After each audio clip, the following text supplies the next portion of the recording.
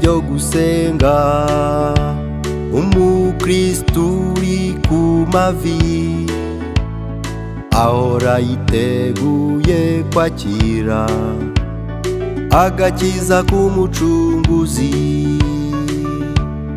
Mu bihe byo gusenga, umukristu uri ku mavi ahora yiteguye kwakira imvura igwa mu mutima we.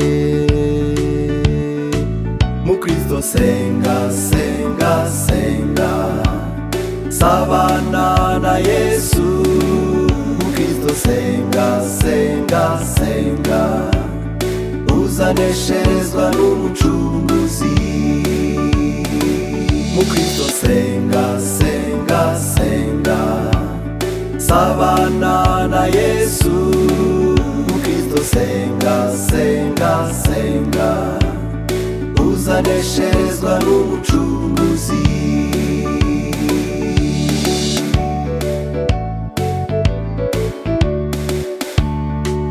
Ajyana nabo batatu arababwira ati musenge mutajya mu moshya. Yigira imbere ho hato arapfukama arasenga. Agarutse asanga basinziriye. Arababaza atese ntimubasha kubana nanjye maso isaha imwe? Nshuti muvandimwe, ntiwakwemera kubana maso na Yesu? Va mu bitotsi, dore ukugenza ari hafi. Senga kandi wizeye, ihimbaze kandi ushime ko wababariwe ibyaha byawe, unyurwe no guhorana nayo. Soma ijambo ry'Imana, utegera Imana amatwi, igisubizo ikugeneye kizanyura umutima wawe. Mukristo senga, senga, senga, sabana na Yesu. Mukristo senga, senga, senga, uzanesherezwa n'umucunguzi. Mukristo senga, senga, senga, sabana na Yesu. Mukristo senga, senga, senga, uzanesherezwa n'umucunguzi.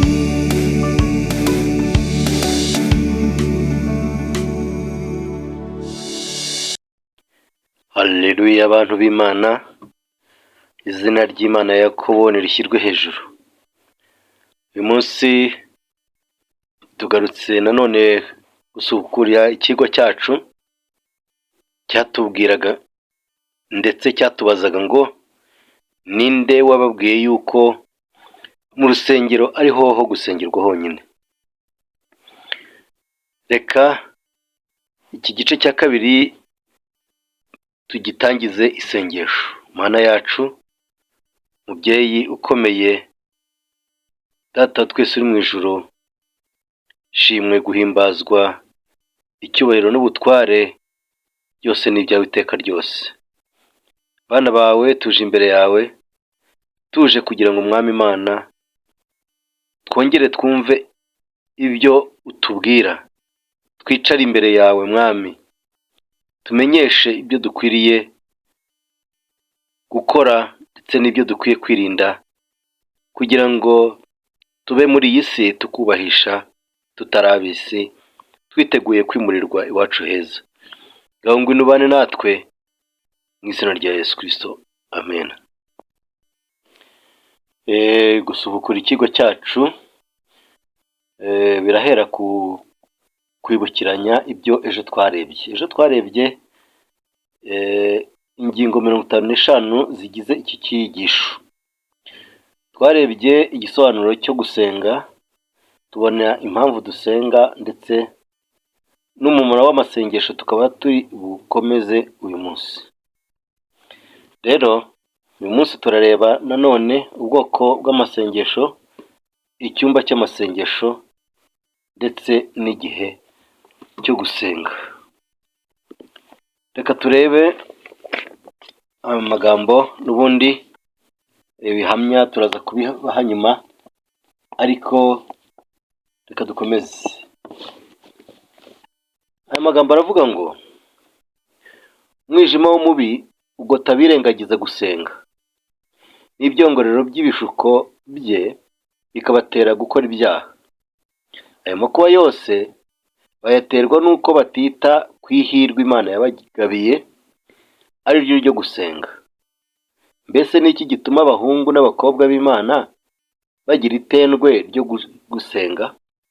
Kandi gusenga ariko rufunguzo ruri mu ntoke zo kwizera gukingura inzu y'ububiko yo mu ijuru, irimo ibyadukenura byose bitangwa n'ubushobora byose. Nitudahora dusenga turi maso, tuzaba twishyize mu kaga ko kudebuka no guteshuka inzira itunganye. Umwanzi ahora ashakashaka uko yatuvutsa inzira igana ku ntebe y'ubuntu, agira ngo atugomwe ubutwari n'imbaraga yo gutsinda ibishuko bibonwa n'usenga yizeye kandi abishishikariye. Hariho impamvu zimwe zatuma twiringira ko Imana izumvira gusenga kwacu. Iya mbere yo muri zo ni uko twiyumvamo ko dukeneye Imana kwidufasha. Yari isezeraniye iti, ufite inyota nzamuha amazi n'imigezi ku butaka bwumye. Yesaya 44:3. Abafite inzara n'inyota byo gukiranuka bakahagizwa no gushaka Imana babasha kumenya badashidikanye yuko bazahazwa. Dukwiriye kugurura umutima wose, kuko iyo bitabaye bityo tutabasha gusukwaho umwuka w'Imana ngo tuwakire. Ubukene bwacu nibwo burusha byose kuduhagarikira no kuturengera ku Mana kuruta uko twakwiregura. Ariko rero tuba dukwiriye kwingingira Imana kubitugirira. Iravuga iti, nimusabe kandi muzahabwa. Pawulo nawe ati, itimanya umwana wayo ikamutanga ku bwacu twese, izabura ite kuduhera byose kuri we? Matayo 7:7 ndetse n'Abaroma 8:32. Iryo ryo Abaroma 8:32 niho byabonekaga iryo tumaze gusoma. Nitwemera kugundira ibibi mu mitima yacu, tukomatana n'icyaha twiyiziho cyose, Uwiteka ntabwo azatwumvira. Nyamara gusenga k'umunyabyaha wizinutswe kandi wicujije azakwemera iteka. Ibifutamye byose iyo bifututse, tubasha kwizera yuko Imana yumvise amasengesho yacu. Ineza yacu ntabwo iduhakirwa ku Mana, ahubwo ineza ya Yesu niyo idukirisha, n'amaraso ye akaba ariyo atuboneza. Ariko hariho umurimo dukwiriye gukora mu mitima yacu kugira ngo twemerwe. Uwo murimo ni ukwizera, nta wundi, ni ukwizera gusa. Uwegera Imana akwiriye kwizera yuko iriho, ikagororera abayishaka. Aheburayo 11:6 niho tubisoma. Yesu yabwiye abigishwa bati, ibyo musaba byose muhendahenda mwizere ko yuko mubihawe kandi muzabibona. Mariko 11:24. Mbese aho iryo sezerano turaryizera? Iryo sezerano ridakuka ntirigira kirogoya, kuko uwarisezeranye ari uwo kwizerwa. Nitudahabwa ibyo twasabye tutazuyaje, nanone n'igihe tukibitegererezamo, dukwiriye gukomeza kwizera yuko Uwiteka atwumva. Tukizera kandi yuko azasubiza amasengesho yacu. Turi abantu bayobye kandi bahumye, icyo gituma kenshi cyane dusaba ibyatugwa nabi. Nuko rero Data wo mu ijuru udukunda akatwumvira mu buryo tudatekereza, akaduha ibirushijeho kutubera byiza, ari byo tuba twarasabye iyo tugira amaso ahumuwe n'Imana, abasha kubona ibintu byose uko biri koko. Iyo dutekereje ko amasengesho yacu adashubijwe, dukwiriye kugundira isezerano, kuko igihe cyo gusubizwa kizaza koko, kandi tuzahabwa wa mugisha twarushagaho gukena. Ariko kwibwira yuko amasengesho yacu yose azasubizwa uko dushaka, ibyo byo ni ukwishuka no kwigerezaho.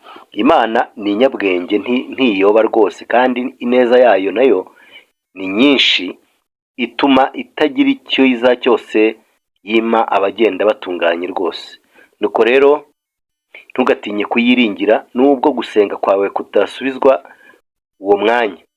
Jye wiringira isezerano ryayo rikomeye ngo musabe muzahabwa, nk'uko twabibonye muri Matayo 7:7. Daniyeli rero igice cya 9:23 naho tuhabona igisubizo. Marayika yabwiye Daniyeli, yaramubwiye ngo ugitangira kwinginga haje ijambo, kandi iryo jambo nzanywe no kurikumbwira kuko ukundwa cyane. Rero ahangaha birumvikana yuko mbere yuko dutangira gusenga, Imana ibizi ibyo tugiye kuyibwira cyangwa tugiye kuyisaba.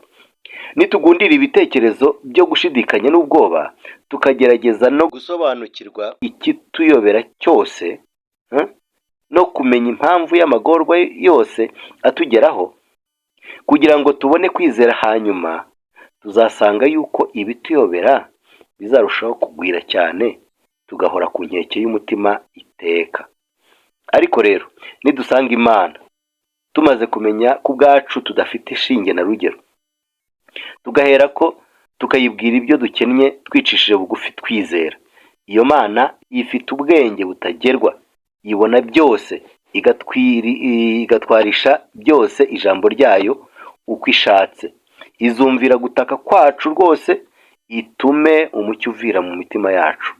Gusenga k'ukuri niko kuduhuza n'umutima wisumba byose, nubwo tutiyumvamo, ntitumenye uwo mwanya ku Mucunguzi wacu aduhengekeye umusaya, afite imbabazi n'urukundo.